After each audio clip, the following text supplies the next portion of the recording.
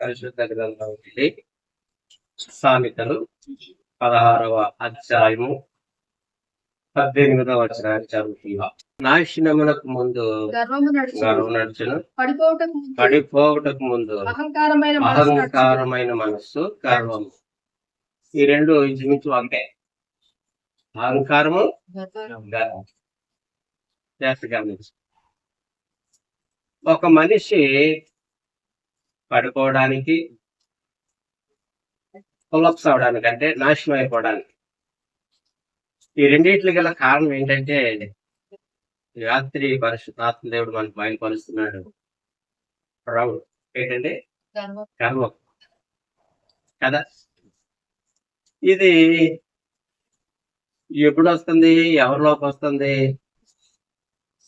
అంటే, ఒక మాటలో చెప్పాలంటే అందరిలోనూ పనిచేస్తుంది.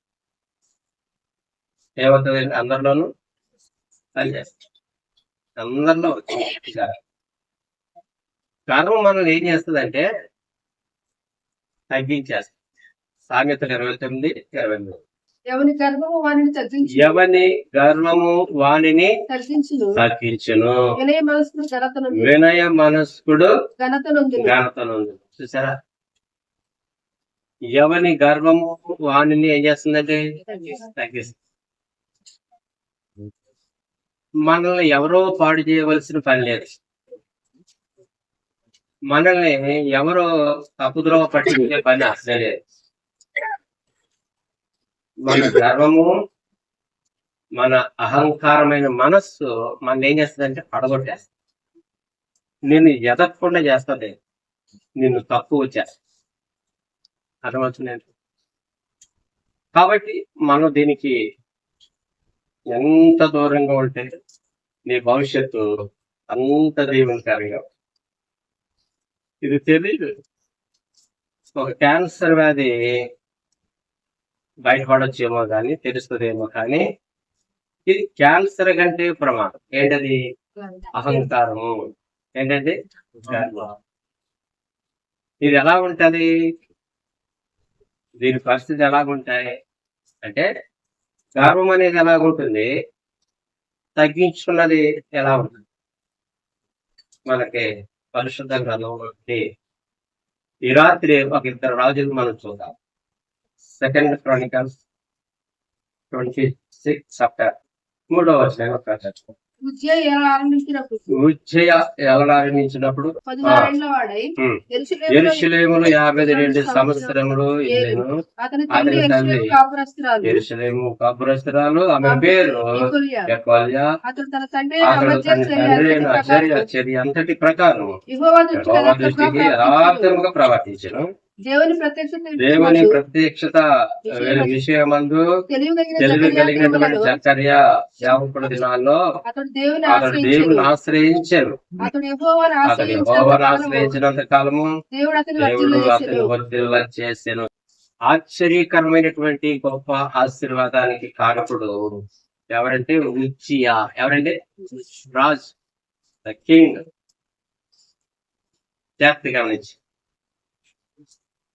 ఒక మాటలో చెప్పాలంటే, ఒక ఆశీర్వాదం పక్కన ఒక నాశనం పొంచి ఉంటది. ఒక కీర్తి పక్కన ఒక అపకీర్తి పొంచి ఉంటది. ఒక ఎదుగుదల పక్కన ఒక అణిచివేసేది కూడా ఉంటది. జాగ్రత్తగా మనము వాక్యాన్ని బట్టి మన జీవితాన్ని సరి చేసుకోగలిగితే మన జీవితాలు దాన్ని. ఇప్పుడు ఈ ఉజ్జియా అనేటువంటి రాజు తన తండ్రి చనిపోయిన తర్వాత అతడు 52 సంవత్సరాలు ఏలెను యెరూషలేముని. అయితే ఇతడు ఒక దేవుని సేవకుని మాట చొప్పున ప్రవర్తించాడు. ప్రతి విషయానికి దేవుని దర్శనాన్ని చూసి ముందుకెళ్ళేవాడు. అంటే సేవకుని మాట విన్నంత కాలము, వాక్యానికి ధర్మశాస్త్రానికి లోబడినంత కాలము ఇతడిని దేవుడు బహుగా ఏం చేశాడంటే ఆశీర్వదించాడు. ఆశీర్వదించిన తర్వాత ఇతడు అంచులంచులుగా ఏమైపోయాడంటే ఎదుగుతా వచ్చాడు. వర్ధిల్లుడు కదండి. 8వ వచనం ఒకసారి చదువుతుంది. అమ్మోనీయులు ఉజ్జీయాను మన్నించు వారైరి. ఉమ్, అతడు అధికముగా బలాభివృద్ధి నొందెను గనుక ఉమ్. అతని కీర్తి ఐగుప్తు మార్గ ప్రదేశం అంతటినీ వ్యాపించెను. ఇతడు దేవుని చేత దీవించబడిన తర్వాత ఇతని కీర్తి చుట్టుపక్కల దేశాలకి వ్యాప్తి చెందింది. జాగ్రత్తగా గమనించండి, ఎదుగుదల ఎలా ఉంటుందో, ఇతని ఎదుగుదల ఏ రీతిగా పడిపోయిందో ఇక్కడ మనం జాగ్రత్తగా గమనించాలి. ఇతడు దేవుని చేత దీవించబడి దేవుని వాక్యంలో నడుస్తూ మందిరానికి వెళుతూ సేవకుల సలహాలు తీసుకుంటూ వాక్యాన్ని ధ్యానిస్తూ జాగ్రత్తగా వెళుతూ ఉండడం బట్టి ఇతడికి అనేకులు తప్పని చెల్లించేవారు, పన్ను చెల్లించేవారు. 8వ వచనంలో ఇతని కీర్తి కూడా కొంచెం పక్క దేశానికి వెళ్ళింది. 11వ వచనంలో కూడా ఒక మాట ఉంటుంది, యుద్ధమునకు ఉజ్జీయ సైన్యం యుద్ధమునకు ఉజ్జేకు సైన్యము కలిగి ఉండేది. కలిగి నేను సరిపోతుంది. రెండవ విషయం ఏంటంటే ఇతడికి యుద్ధ బలము, యుద్ధానికి తగినటువంటి సైనికులు ఉన్నారు. ఏమన్నారండి?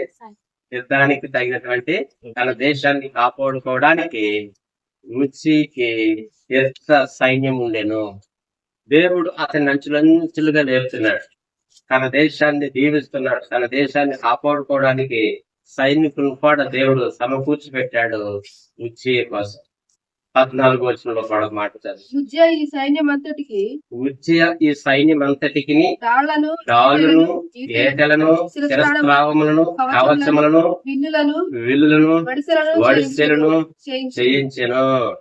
అతడు యుద్ధానికి కావలసినటువంటి ప్రతిది కూడా సిద్ధపాటు చేసుకున్నాడు. అంటే ఆర్థికంగా కూడా ఏమవుతున్నాడు? ఆర్థికంగా ఏమండి, ఫైనాన్షియల్ గా, తర్వాత అతని దేశంలో సైన్యపరంగా కదా అతను ఎదుగుతూ ఎదుగుతూ ఎదుగుతూ ఎదుగుతూ ఉన్నాడు. జాగ్రత్తగా గమనించండి. 16వ వచనం కూడా చదువు. అయితే అతడు స్థిరపడిన ఇది తర్వాత ప్రమాదకరమైంది. ఏది? అయి- అయితే అనేది చాలా ప్రమాదం. అయితే ఏంటి? జాగ్రత్తగా గమనించండి. అయితే అతడు స్థిరపడిన తర్వాత అతడు స్థిరపడిన తర్వాత అతడు మనసులో అతని మనస్సును గర్వించి చెడిపోయాడు. ఇతను ఎలా ఎదిగాడండి? 50 సంవత్సరాలు దేవుడు అతన్ని దీవించాడు. అంతేకాదు అతడికి దేవుడు పశువులను, వ్యవసాయ క్షేత్రములను, భూములను, ద్రాక్ష తోటలు కూడా ఇచ్చాడు కదా. అదేగాక ఆ షెఫేలా ప్రదేశంలోను ఉమ్, మైదాన ప్రదేశంలోను అతనికి విస్తారమైన పశువులుండగా అతడు అరణ్యంలో దుర్గములను కట్టించి అనేకమైన బావులు తవ్వించి వ్యవసాయం అంతా అతడు వ్యవసాయం అంటే ఇష్టం గలవాడు కాబట్టి పర్వతములోను కర్మేలులోను అతనికి వ్యవసాయములు ద్రాక్ష తోటలు కలిగి పనివారు కూడా ఉన్నారు. దేవుడు ఎలా దీవించాడంటే అంచులంచులుగా దీవిస్తా ఉన్నాడు. మనం ఎదిగి కొలది ఏమవుతూ ఉండాలి? ఒదుగుతూ ఉండాలి. అది మనం నేర్చుకున్నప్పుడు మనం ఎన్నడూ పడిపోయే అవకాశం ఉండదు. ఈ ఉజ్జీయ అనేటువంటి రాజుని దేవుడు అంచులంచులుగా దీవిస్తున్నాడు. ఆఖరికి అయితే అన్న కాడికి వచ్చినప్పటికి తేడా వచ్చింది. అయితే అన్నమాట మనం చాలా జాగ్రత్తగా ఉపయోగించాలి కాదండి. ఈ అయితే అన్నమాట ఎలా ఉంటదంటే, అయితే ఏంటి చెప్పో, అయితే ఏంటి, అయితే నువ్వేం చేస్తావు, ఎక్కడికి వెళ్ళిపోయింది? అయితే అన్నమాట వచ్చిందంటే అయితే ఏంటి, నేను ఉద్యోగం చేస్తాను, అయితే నువ్వు చేస్తావా, అయితే నేను డబ్బు సంపాదన చేస్తాను, అయితే అన్నమాట వచ్చిందంటే మనం అయిపోయినాయి. జాగ్రత్తగా గమనించాం. అయితే నువ్వేంటి ఎవరు ఉపయోగించారా చెప్పండి? నేను ఎవరన్నా తెలుసా? అయితే ఏంటి ఆవిడేమో చేసింది. అయితే అతడు స్థిరపడిన తర్వాత, బాగా సంపాదించుకున్న తర్వాత, కీర్తి పెరిగిన తర్వాత, పేరు పెరిగిన తర్వాత, ఆస్తులు పరివారం పెరిగిన తర్వాత, సైన్య బలం పెరిగిన తర్వాత మనస్సులో గర్వం చేసింది. గర్వం ఏం చేస్తుంది? మనిషి నాశనం ముందు ఏమొస్తుందండి? సరే, ఈ గర్వం అనేది ఎవరికి వస్తుంది? ఒక రాజులకే వస్తుందా? లేదు. ఎవరికి వస్తుంది గర్వం? అందం ఉన్న గర్వం వచ్చేస్తుంది. ఏమొచ్చేద్దండి? నేను ఏంటి తెలుసా, నేను తెలుపు, నువ్వు నలుపు, నేను ఎంత అందంగా ఉన్నానో చూడు. నల్లగా ఉన్న మనుషులు కదా, ఏమండి? నేను నల్లగా ఉన్న మనిషిని కదా, చెప్పండి. డబ్బున్నవాడి మనిషా, పేదవాడి మనిషి కదా? అంటే ఇప్పుడు కట్టిన వస్త్రాలు కట్టుకుంటా కడితే గొప్పోడా? ఎవరిలో వస్తుంది గర్వం? అంత గర్వము. తర్వాత ఏ గర్వం అండి? పొలం అంటే పొలం అసలు ఉందా? మనుషులంతా ఒకటే కదా, పొలం ఉందా చెప్పండి? లేదు. ఎవరో ఒక తలకు మార్చినవాడు గుర్తులు బట్టి మీరు ఇది మేము కట్టి మీరు అది అని పెట్టేసాడు. అది ఉందా? ఏమో నాకు పోతే కరెంట్ షాక్ పడుతుంటే పెద్ద కులస్తులు కొట్టదా కరెంట్ షాక్ పట్టుకుని చూడాలి. కావండి మన మధ్య కాపు గారు ఉన్నారు, ఒకసారి పట్టుకుని చూడమన్నారు.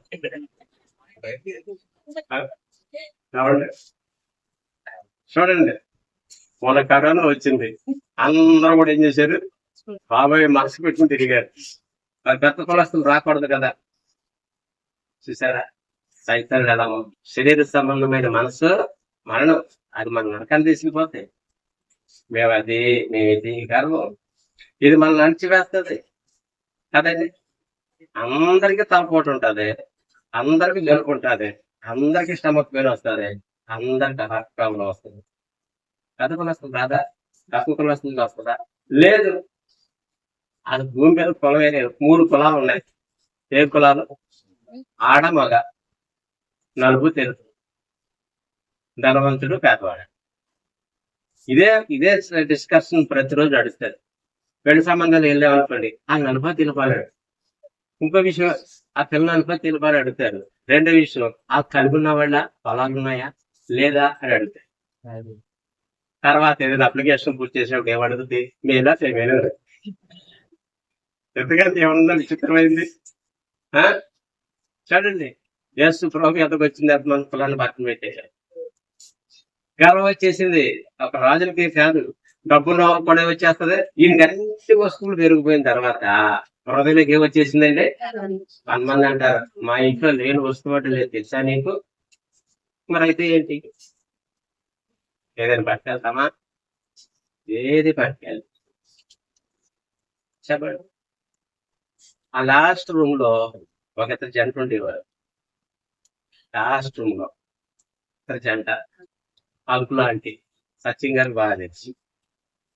చాలా వస్తువులు ఉంటాయి, ఇద్దరు మాయమైపోయారు. వాళ్ళ వస్తువులు ఏమైంది? ఏమైనా వాళ్ళు సంపాదించింది ఏమైంది? ఆవిడ ఎప్పుడో కొనుక్కున్నది ఒక మంచి వాచ్. ఆ రోజుల్లో మంచి వాచ్ కొనుక్కుంది, అది కూడా వదిలేసి ఏమైందండి? ఇది నాది సామాను పంచుకోలేదా? చెప్పండి. ఈయనలోకి ఎంత సామాను పెరిగిపోయిన తర్వాత మనసులు ఏమైపోయాడు? చెడిపోయాడు. ఇది దేవుడు ఇచ్చాడు కదా. ఈ గర్వం నిన్ను పాడు చేస్తుందండి, ఎదగకుండా చేసేస్తుంది. నువ్వు ఎంత కష్టపడినా ఒక్క క్షణంలో క్లోజ్ అయిపోతావు, అంతే. పడిపోతా, అలా కూలిపోతావు. అది నీకు తెలియక గర్వాన్ని విడిచిపెట్టక మనం నాశనం అయిపోతుంది. నీ కష్టానికి విలువ లేదు. భార్య భర్తల మధ్య ఏమొస్తుంది తెలుసా? అయితే ఏంటి? అక్కడ ఏమొచ్చేసిన హృదయంలోకి? అందుకే మనం మూలవాక్యం చదువుతున్నాం కదా, నాశనం ముందు ఏమొచ్చేద్దండి? మనం ఎలా ఉండాలంటే దీనులమై ఉండాలి. ఏమై ఉండాలంటే? దీనులమై ఉండాలి. ఇతను ఏం చేశాడు? గర్విష్ఠుడైపోయి చెడిపోయి అతడు ధూపపీఠం మీద ధూపం వేటుకై యెహోవా మందిరములో ప్రవేశించి దేవుని యెహోవా మీద ద్రోహము చేసి. నీ పని ఎవరిదండి? యాజకులది. రాజు లోపలికి వెళ్ళకూడదు. అప్పుడు ఏం జరిగింది? 70 యాజకుడైన అజర్యను అతనితో పాటు ధైర్యవంతులైన యెహోవా యాజకులు 80 మంది వెళ్ళి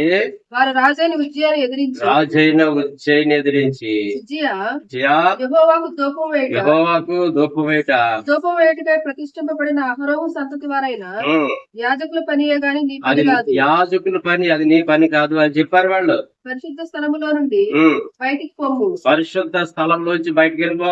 నీవు ద్రోహము చేసి ఉన్నావు. నీవు ద్రోహం చేసి ఉన్నావు. దేవుడైన యెహోవా దేవుని సన్నిధిని యెహోవా సన్నిధిని ఇది నీకు ఇది ఘనత నీకు ఘనత కలగచేయు కలిగి చేయదు. చెప్పగా విజయ ధూపం వేయటకు ధూపార్తిని చేతబట్టుకొని ఉమ్, రౌద్రుడై కోపం వచ్చేసింది. యాజకుల మీద కోపము చూపెను. ఎవరి మీద కోపం చూపించాడండి? యాజకులు గర్వంలో నుంచి మళ్ళీ కోపంలో దిగిపోయాడు.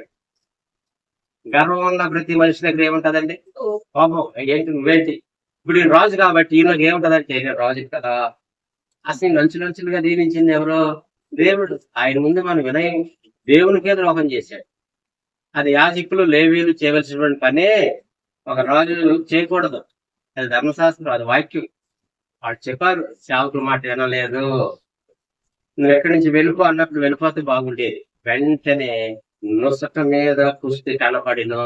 యెహోవా మందిరంలో ధూపపీఠం ప్రక్కన అతడు ఉండగా యాజకులు చూచుచునే యాజకులు చూచుచుండగా అతని నొదట కుష్ఠ రోగం అతని నొసట కుష్ఠ రోగము పుట్టాను.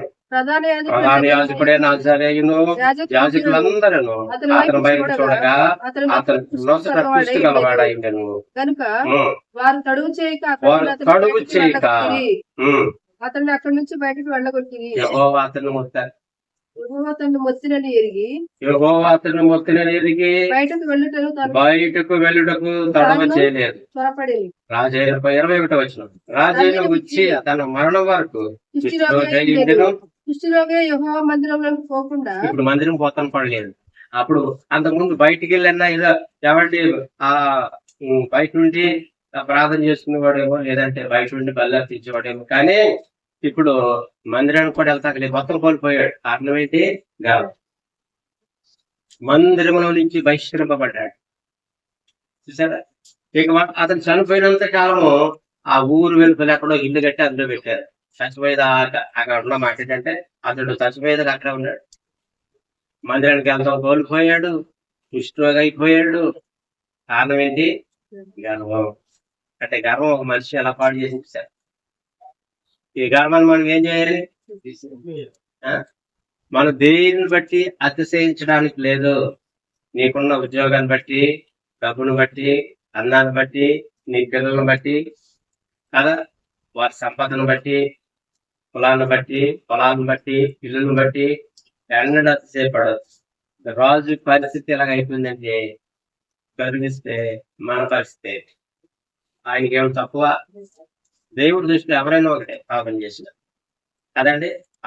అతడు స్థిరపడిన తర్వాత అతడు మనసున గర్వించి చెడిపోయిన ఒక వ్యక్తి ఎప్పుడైనా అభివృద్ధి చెందాడు అనుకోండి, ఆ పై పక్కనే ఉంటారు. ఏ రూపంగా ఉంటదంటే గర్వం రూపంలో ఉంటది. మనం ఏమై ఉండాలంటే హీనులమై ఉండాలి. ఎవరిని గర్వాన్ని తగ్గించను. మనం చదువుకున్న సామెతలు చూసారా? అక్కడ యెహోవాని కనపరచలేకపోయాడు. ప్రభా ఇది నీవిచ్చింది. యాజకుల మీద కోపపడ్డాడు, సేవకుల మీద కోపపడ్డాడు. గోపముఖి లోపలికి వెళ్ళిపోయాడు. మనము దీనులమై ఉండాలి. ఎలా ఉండాలంటే దీనులమై ఉండాలి. మనం తగ్గించుకున్నప్పుడు మనము ఆశీర్వాదం పొందుతా ఉంటాం. గర్వం రాజులు ఏం చేసింది? మరణానికి అప్పగించేసింది. కుష్ఠరోగి ఆయన కుష్టి రావడం కారణం ఏంటంటే హృదయ గర్వం. నాకేంటి ఏముందండి, ఇవాళ చచ్చిపోతారు ఇప్పుడు వాళ్ళు. అంతేనే కేవలం గొప్ప ఉందా మనలో? 3 రోజులతో ఎక్కువ ఉంచారు మనం. 3 రోజులతో గొప్ప సంగతే. కొన్ని ఇబ్బందుమైన రావడం లేటైతే అంతకాలం ప్రాబ్లం లేకుండా అంటారు. అంతకంటే ఏం లేదు మన దగ్గర. మనం ఎందుకన్నా గర్వించాలి? దీనిలో అయిందాం. కాబట్టి అతని గర్వం అతను ఏం చేసిందండి? పాడు చేసింది. ఈ రోజు నువ్వు రాజుగా ఉండవసరం లేదు. ఆయనకు ఉన్నంత ఆస్తి నీకు లేకపోయినా ఎక్కడో నీ హృదయంలో ఏదో గర్వం ఉంటది. అది ఏ రూపాన్ని బయటకు వస్తుంది అంటే అయితే ఏంటి? ఎలా బయటపడద్దమ్మా? అయితే ఏంటి? నువ్వేంటి? అయితే ఈ మాట వచ్చిందంటే ఈ కుటుంబాలు ఎప్పటికీ సెట్ అవ్వవు కదండి. గర్వం ఉన్న చోట జగడం ఉంటదంట. సామెతల్లో ఏమున్నదండి? సామెతలు 13:10. గర్వం వల్ల జగడమే పుట్టును. గర్వం వల్ల ఏమొస్తుందమ్మా? జగడమే. గర్వం ఉన్న చోట గొడవ వచ్చేస్తాయి. భార్య భర్తలకి తగ్గించుకోరు. అసలే తగ్గించుకోరు. అయ్యో నా భర్త కదా, నా భార్య కదా, ఇంట్లో ఎంత పని చేస్తుంది ఏమిటి అని ఆయన అనుకోడు. ఆవిడేమో ఈయన పగలంతా డ్యూటీ చేస్తున్నారు కదా అని ఆవిడ అనుకోదు. నేనేంటి తెలుసా, నేను ఎంత కట్నం తెచ్చాను తెలుసా, ఎంత బంగారం వేసుకొచ్చిందో తెలుసా, మా నాన్నగారు ఏం తెలుసా? మా నాన్నగారు పోలీసు. చూసారా ఏమో గొడవ వచ్చేస్తుంది గర్వంలో చోట. అర్థమవుతుందండి? క్రైస్తవులుగా మనం అది విడిచిపెట్టాలి. 2వ సమూయేలు 12వ అధ్యాయం 7వ వచనం. నాతాను దావీదును చూచి నాతాను దావీదును చూచి ఆ ఆ మనుషుడు మనుషుడు నీవే.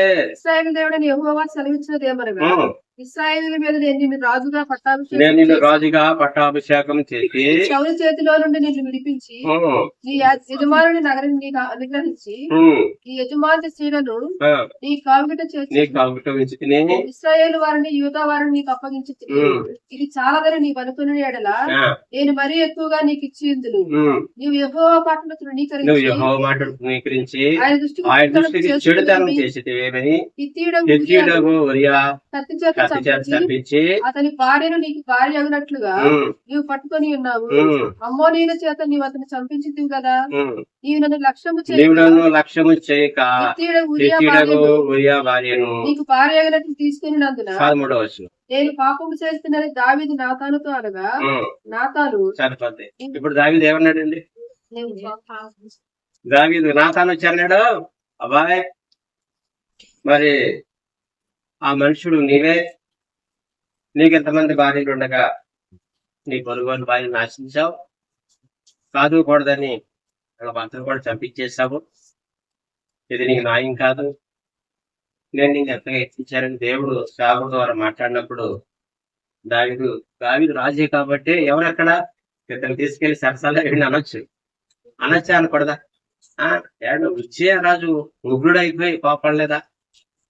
ఈయన కూడా రాజే, ఏంటి నాకు చెప్పావా నీ నీతులు, నాకు చెప్పడానికి వచ్చావని ఆయన ఏమైనా చేయొచ్చు, కానీ అలా అనలేదు, తగ్గించుకున్నాడు. ఏం చేశాడండి?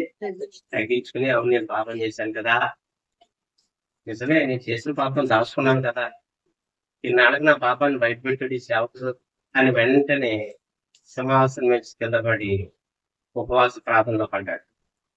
వాళ్ళు గోను బట్ట కట్టుకున్నాడో గుడిలో కూర్చున్నాడో మనకు తెలియదు, కానీ 51వ కీర్తనలో ఆయన అన్నాడు, దేవాని కృప చొప్పు నన్ను కరుణింపుము, నీ దృష్టి ఎదుట నేను చెడుతనం చేస్తున్నాను, ఇసుకుతో కడుగు ఇవ్వ కంటే తెల్లగానూ నేను నా తల్లి గర్భంలోనే పాపంలో ఉన్నవాడిని, పాపంలో పుట్టినవాడిని తను తాను తగ్గించుకుంటూ ఆయన పాపంలో ఒప్పుకుంటూ ప్రార్థన చేసి. మరి ఉజ్జీయ రాజు కనపడిందా? మరి నీలో ఏం కనపడుతుంది ఈ రాత్రి? నీలో ఏం కనపడుతుంది? దావీదులాగా ఒప్పుకున్నావా?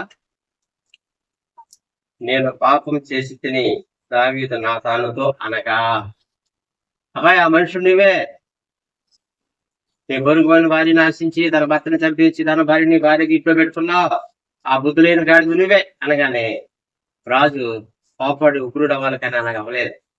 కింద పడిపోయాడు, సాష్టాంగ పడ్డాడు, నేను పాపం చేశాడు, అయ్యో ప్రభు నా పాపమును క్షమించు అని ఒప్పుకున్నాడు. కాబట్టి దేవుడు అతన్ని క్షమించాడు. ఏం చేశాడండి? క్షమించాడు కదా, కుష్ఠరోగం నుంచి తప్పించాడు, మరణం నుండి తప్పించాడు, నరకం నుంచి తప్పించాడు కదండి. అందుకే ఒక కీర్తనలో ఆయన అంటాడు, జిగట గల దొంగ ఊగుల నుంచి మనం నీవు 40వ కీర్తనలో నాశనకరమైన గుంటలో నుండి నాశనకరమైన గుంటల నుండి జిగట గల దొంగ ఊగులో నుండి ఆయన పైకెత్తిను. పడ్డాడు పాపంలో, కానీ పైకి లేవనెత్తాడు దేవుడు. ఎందుకు లేవనెత్తాడు? ఒప్పుకున్నాడు కాబట్టి. అర్థమైందండి? నువ్వు ఒప్పుకోకుండా కప్పుకుంటే నువ్వు ఖచ్చితంగా ఊపిలోకి వెళ్ళిపోతావు కాదండి. నువ్వు ఖచ్చితంగా నాశనకరమైన గుంటలోకి వెళ్ళిపోతాడు, పాతాళలోకానికి వెళ్ళిపోతావు. మనకు నరకం తప్పదు. కప్పుకోలేదు దావీదు కాదండి, కోప్పడలేదు, తగ్గించుకున్నాడు. అయ్యో నేను తప్పు చేశాను కదా, నేను పాపం చేశాను కదా, నేను అదే స్థితిలో ఉన్నాను కదా, నేను ఎందుకు కోపడం, ఎందుకు బాధపడదు, తను తగ్గించుకుని పశ్చాత్తాపడై మొత్తం మీద ఊబో నుంచి బయటపడ్డాడు కదా, పాపం నుంచి బయటపడ్డాడు. నువ్వు పడలేదు ఇంక బయట, ఊబిలో కొట్టుకు. ఊబు అనేది ఎంత పైకి ఎక్కాలని కొట్టుకున్నది కిందకే తీసుకుపోద్ది. నువ్వు పడ్డ పాపం నుంచి నువ్వు బయట రావాలంటే గట్టి మీద ఉన్న వ్యక్తి నీకు చేయబట్టుకుని బయట లేక, యేసు ప్రభు నీకు చేయిస్తేనే తప్ప నువ్వు బయట రా. ఎప్పుడో పడ్డావు, రాగుల్లోనో వ్యభిచారంలోనో చారత్వంలోనో ఇప్పుడు దాకా కొట్టుకుంటూనే ఉన్నావు అందులో. అలాగే ఉంటే నీకు ప్రమాదం, నాశనమే. మన జీవితం పతనం అయిపోతుంది, నీ జీవితం పాడైపోతుంది, నీ కుటుంబం పాడైపోతుంది, తెలుసండి. కాబట్టి ఈ రాత్రి దావీదులో ఏం కనపడుతుందంటే తగ్గింపు, గర్వం లేదు. కోపకుంటాడు, అయ్యో నేను పాపం ఉన్నాను కదా, నేను తిట్టాను కదా, కొట్టాను కదా. కాబట్టి ఈ రాత్రి నీవు దావీదులాగా నేను పాపం చేశాను ఒప్పుకుంటావో, లేక ఉజ్జీ రాజులాగా ఉగ్రునైపోయి ఒక రూపం చూపించేసి కోపడిపోయి యాజకులు తెచ్చి శాపకులు తెచ్చి దేవునికి ద్రోహం చేసే వ్యక్తిలా ఉన్నావు, లేక నీకు నీవే నీ కుటుంబాన్ని పాడు చేసుకుంటున్నావు, ఒకసారి నువ్వు రాత్రి ఏం చేయాలి, పరిశీలించుకోవాలి కదా. ఏ గర్వంలో ఉన్నావో, ఏ పాపంలో ఉన్నావు. ఆ గర్వం రావడానికి డబ్బులు అవసరం లేదండి, చెప్పండి. డబ్బులే అవసరం లేదు, గర్వంలో పడపడి డబ్బులే అవసరం, అందమే అవసరం లేదు, ఉద్యోగం అవసరం లేదు. ఏమీ లేని వ్యక్తి కూడా ఏమంటది, అహంకారం ఉంటది. అది ఎందుకది, నేను కిందకి తొక్కడానికే. అది తీసేసుకోవాలి, నేను ఈ పాటి వాడిని ప్రభా, ఈ మట్టి గట్టాన్ని ఇంకా నువ్వు సజీవులుగా ఉంచావు కదా, నువ్వు తగ్గించుకుని వెళ్ళాలి తప్ప నేనంటే ఏంటి నేనంటే ఏంటి. మనం అంటే ఏంటండి, 10 మందికి ఇల్లు కట్టివ్వగలవా, 10 మందికి ఇల్లు కట్టివ్వగలవా, వాళ్ళు చర్చి కట్టివ్వడం. మనం ఏమి లేదు మన దగ్గర. నీళ్ళు మనం ఎవరంటే నీళ్ళు మనం ఎంత తగ్గించుకోవాలి. గొప్ప గొప్పలు చనిపోతున్నారు ఇరాన్లో కదా, ప్రధానులు చనిపోతున్నారు. ఎన్నిక లేని దేవుడు, ఎన్నిక లేని మనల్ని దేవుడు ఏం చేస్తున్నాడు, సజీవులుగా ఉంచి దినదిన పోషిస్తున్నందుకు నువ్వు ఏమై ఉండాలంటే కృతజ్ఞత కలిగి ఉండాలి. మనకంటే చిన్నవాళ్ళు చనిపోతున్నారు, అయినా దేవుడు మనం సజీవులుగా ఉంచాడు. కృపాన్నించుకోవాలి తప్ప అహంకారమైన మనసు మనలో ఉండకూడదు, తగ్గించుకోవాలి, దీనుడు పోయి ఉండాలి. అప్పుడు దేవుడు మనం ఏం చేస్తాడు, పైకి లేస్తాడు. తను తగ్గించుకున్నవాడు హెచ్చించబడినవాడు, తను హెచ్చించుకున్నవాడు. నీలోకి ఏమైనా అయితే నేను మనసు వచ్చింది అనుకోండి, నాకేంటి అంటే దేవుడి కృప లేకుండా నువ్వేం చేయగలవు. దేవుని కృప అంటే అయితే ఇది అని మనం చెప్పుకుని చేసుకోవాలి తప్ప, దేవుని చిత్తం అంటే అది చేస్తాను ఇది చేస్తాను చెప్పుకోవాలి. కానీ నేను అది చేస్తాను ఇది చేస్తాను ఏమి చేయగలను, చేయగలమా, ఏమి చేయలేము. గమనించండి, కొంతమంది అహంకారంగా గర్వంగా మాట్లాడుతూ ఉంటారు, కానీ ఏమి ఉండదు. గమనించండి, మన దీనిలో ఉండాలి. నీకు ఎంతున్నా ఏమున్నా నువ్వు ఏమై ఉన్నా కానీ దేవుని కృప బట్టి ఏమై ఉండాలి. అబ్రాహాము అన్నాడు, దుమ్ముని నాశనమే నిన్ను గర్వం మీద ఏం చేస్తుంది రాత్రి పాడియాలి. నీలో ఉన్న గర్వాన్ని అహంకారాన్ని ఈరోజు ఏం చేయాలి, తీసేసుకోవాలి. దావీదులాగా తగ్గించుకుని నేనే పాపం చేసుకుని నేనే మొదట మాట్లాడాలి, నేనే ఇలాగన్నానని నేను తగ్గించుకోగలిగితే దేవుడు ఆశ్చర్యకరంగా నేను క్షమించి నేను పైకి లేపుతాడు. ప్రార్థన చేస్తాను. పరిశుద్ధులైన తండ్రి, ప్రేమ కలిగిన ప్రభువా, వందనములు స్తోత్రములు. ఆయన మీరు దేవుడయ్యుండి శిష్యుల పాదాలు కడిగారు, మొక్క మీద మోస్తే తుడుచుకున్నారు. నాయన చేతిలో మేకలు కొట్టినప్పుడు, కొరడాతో కొట్టినప్పుడు మీరు ఎవరు నియమాలు లేదు తండ్రి. మీరు ఏమి చేస్తున్నారు, మీరు ఎరుగురు కాబట్టి మీరు క్షమించుకోండి. దేవుడు అయ్యుడు ఎలా తగ్గించుకున్నావు ప్రభా, విడిచిపెట్టకుండా భాగ్యమై అని విడిచిపెట్టి నాయన ఎలా నువ్వు దాసుని స్వరూపాన్ని ధరించుకున్నావు ప్రభా. మేము వద్ద ఎలా గర్విస్తున్నావు, ఎలా గర్వంగా మాట్లాడుతున్నా మమ్మల్ని దయచేయండి. ఈ గర్వం ఎలగకుండా చేస్తాం ప్రభా, మమ్మల్ని క్షమించి దావీదులాగా తగ్గించుకుని మా పాపంలో పుణ్య కృప దయచి రాత్రి వాడుకున్నందుకు గతపడిన మాటలు మీరు దీవించాను ప్రభా. మా ప్రియులు వచ్చి వాక్యం ఉన్నారు, ఒక్కొక్కరిని జ్ఞాపకం చేసుకోండి. రక్షణ మారు మనసేవాడు లోతుగా సహాయం చేసి ఈ రోజు దీనులుగా ఉండి తగ్గించుకుని నాకంటే నా సహోదరి నాకంటే ఎక్కువైనదని మనస్సేవాడు ఏ రీతిగా ఇతరులను తృణీకరించుకున్నట్లుగా మాకు కలిగి ఉన్న దాన్ని బట్టి ఇతరులు తప్పుగా చూడవద్దు. అదే గర్వం ఆయన క్షమించారు. ఆయన దాటిపోదు. మా ప్రియులు కొంతమంది ఎంపలేస్తున్నారు, వారు జాబులు దీవించండి, చేతి పనులు చేసుకోవడం దీవించి బలహీనలు స్వస్థపరిచిన ప్రెగ్నెన్సీ బాలింతని గర్భఫలం లేని వారికి గర్భం అప్పుడు వాళ్ళన్నీ తీర్చిపోయింది. సంఘాన్ని దీవించి సొంత మందికి పడతాయి. వీళ్ళందరూ తిరిగి వెళ్ళి సహాయం దీవించి పంపించి యేసు గొప్ప నామడుచున్నాము తండ్రి, ఆమేన్. మన తండ్రి దేవుని ప్రేమ, యేసుక్రీస్తు వారి కృప, పరిశుద్ధాత్మక సహవాసం సదాకాలం సంఘానికి కూడా ఆమేన్. ఆమేన్. అందరికి వందనాలు.